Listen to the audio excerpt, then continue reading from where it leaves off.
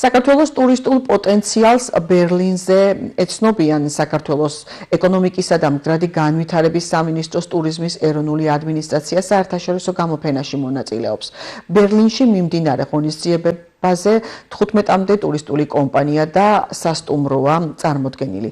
გამოფენის სტუმრების დიდი ნაწილი საქართველოს ტურისტული პროდუქტებით დაინტერესდა. ისინი ქართულ სტენდთან საქართველოს ტურისტულ პროდუქტებს ეცნობიან, ინფორმაციას იღებენ კურორტებისა და ღირსშესანიშნაობების შესახებ. სტუმრებს საშუალება აქვთ დააგემოვნონ ქართული ღვინო.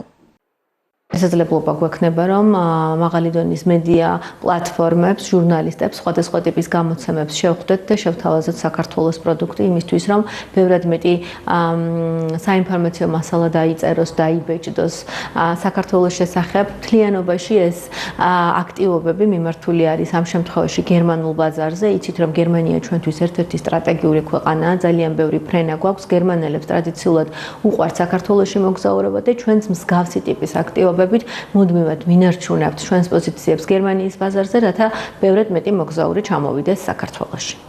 ამ გზით კიდევ უფრო ცნობადი ხდება საქართველოს მთელს ევროპაში, უფრო მეტიც მთელს მსოფლიოში, იმიტომ რომ აქ მთელი მსოფლიოდან არიან წარმომადგენლები, ტურისტული ორგანიზაციები და აი გამუდმებით შეიძლება დავაკვირდეთ და ვნახოთ, რამდენი ადამიანი მოდის ქართულ ტურისტულ კომპანიებთან, მათთან ხელშეკრულებების გასაფორმებლად, მათთან ახალი კონტაქტის დასამყარებლად. ეს ძალიან მნიშვნელოვანია, ძალიან სასიამოვნოა, ძალიან სასიხარულოა. შევხვდით ძალიან საინტერესო ინფლუენსერებს, ბლოგერებს, რომლებთან ერთადაც ჩვენ აქტიურად ვიმუშავებთ, რომ ჩვენი ტურისტული პროდუქტები, სერვისები კიდევ უფრო მეტმა დაინტერესებულმა ადამიანმა გაიგოს. ასევე რა თქმა უნდა შევხვდით ტუროპერატორებს, რომლებიც საქართველოს შესახებ სხვადასხვა ტიპის პაკეტებს მოამზადებენ.